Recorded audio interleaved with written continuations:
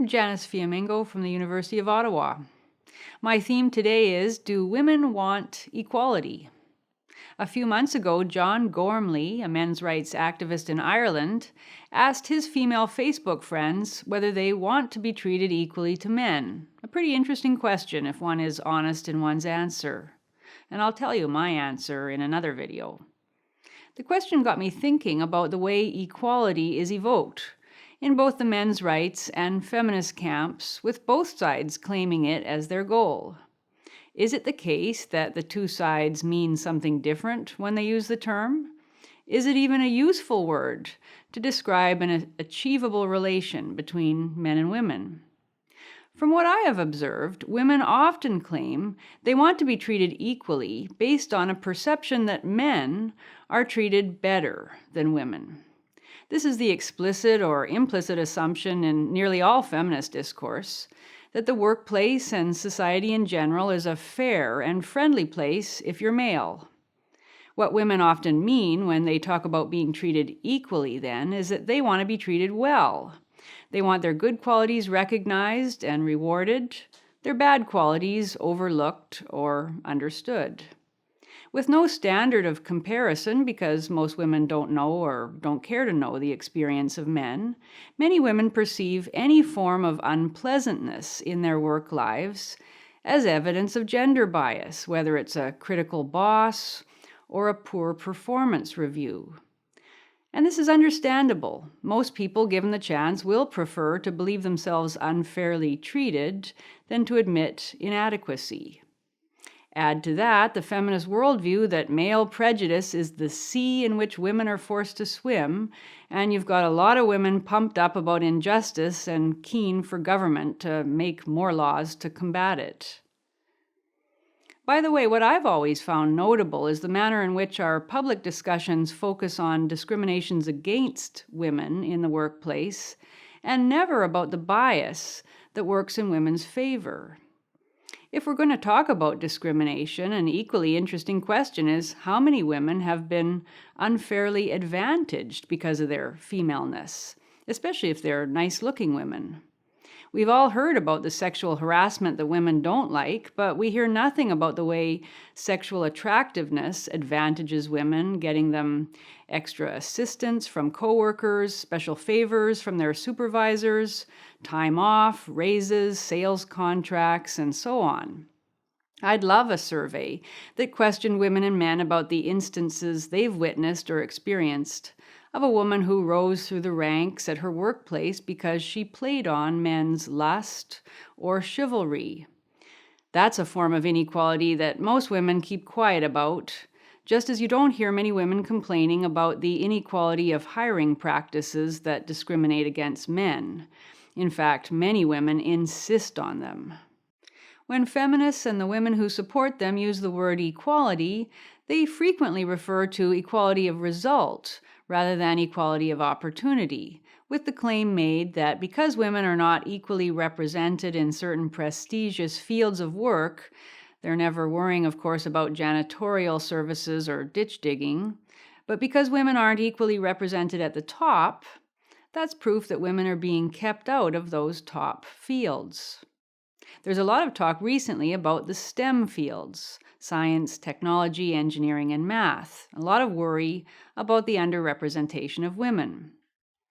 Now, even a moment's reflection should reveal that there are likely many reasons why women are not working in particular fields or showing achievements equivalent to men, ranging from the free choices they make to their actual capacities in these fields. But the question of women's capacities has become a forbidden subject in polite society.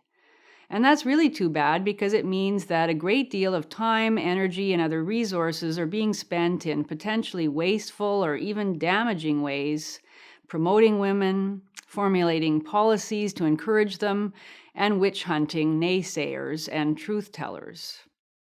Recently, my attention was drawn by a feminist adversary to a report on a study that she claimed proved that there is gender bias in STEM.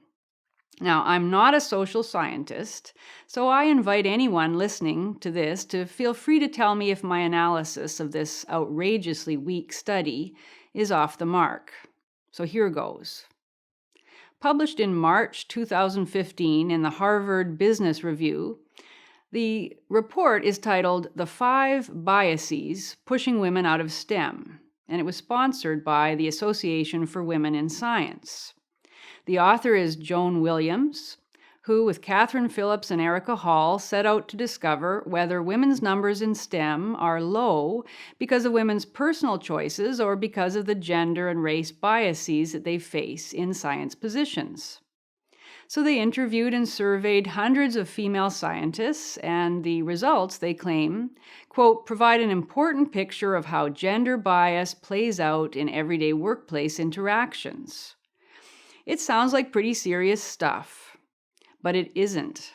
It's a pathetic piece of propaganda masquerading as research. First, a few words about studies sponsored by organizations with an agenda and authored by researchers with an agenda. They tend to produce unreliable results. They ask questions designed to elicit the answers they are seeking. If you go looking for stories of women facing what they perceive to be sexist discrimination, the chances are very good, almost guaranteed in fact, especially in a culture that actively encourages women to see sexist discrimination everywhere, chances are good you'll find it. If the researchers had asked questions probing in a gender-neutral fashion how the respondents had been mentored and assisted in their careers, they might have been able to present a very different picture of science work. But that's not what these researchers sought out. For the first area of bias, remember there are 5, researchers asked women about how they felt treated in terms of their competence and expertise. The result was pretty predictable. Quote, 2/3 of the women interviewed and 2/3 of the women surveyed reported having to prove themselves over and over again, their successes discounted, their expertise questioned. People just assume you're not going to be able to cut it, was one representative comment. Significantly, men were not asked about their experience, whether their successes were discounted, their authority needing to be proved over and over again. And that fact raises serious questions about the meaning of the women's responses. Frankly, I'm a bit surprised that a far higher percentage of survey respondents didn't report having their successes discounted, closer to 100%.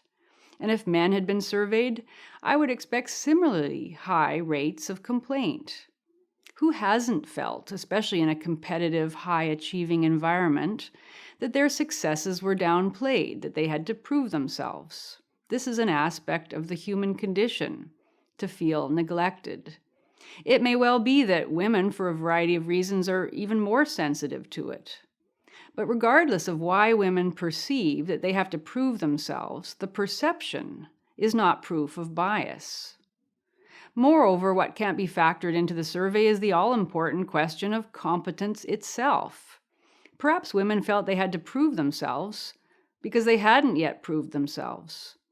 Perhaps their authority and expertise were questioned because they deserved to be questioned. In an era of widespread affirmative action hiring, in which universities and other institutions are under intense pressure to hire women, and this study just increases the pressure, it makes sense that at least some of the women hired are not top-notch. I know one is not supposed to say that, but it is almost invariably true nonetheless. The other categories of bias are equally, if not more, dubious. In the second, women perceived that they must walk a tightrope between traditional feminine behavior in some aspects of their demeanor and masculine behavior in others. In the third category, women who have children perceived that the children were felt to be a barrier to their professional commitment.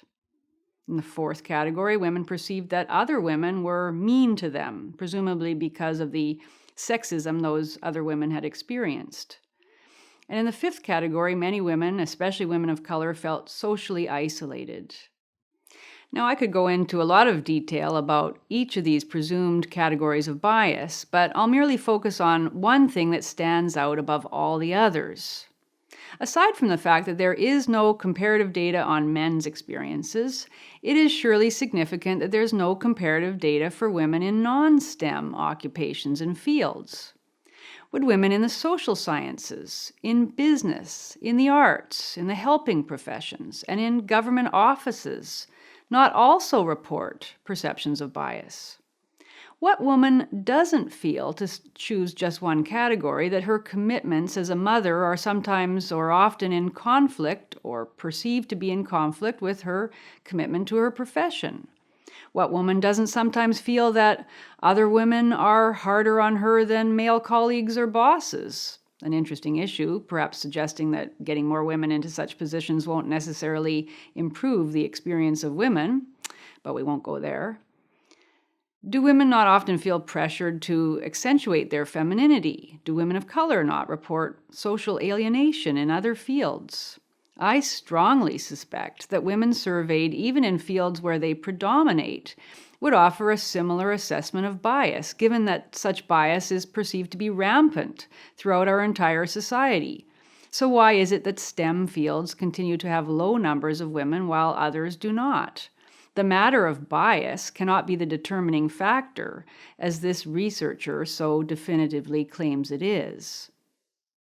The whole exercise, in fact, looks more and more like one in which the conclusions were determined long before the first female scientist began giving her predictable answers, designed to call for yet more aggressive affirmative action hiring protocols that will likely result in even more women feeling that their competence is often called into question.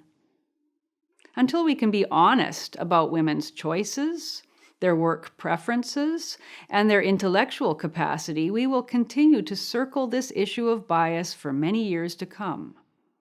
For the feminist researchers and for the various diversity consultants and human resources advisors who will be paid to study and make recommendations about increasing women's numbers in STEM, this is a great blessing. But for the rest of us, it's pointless.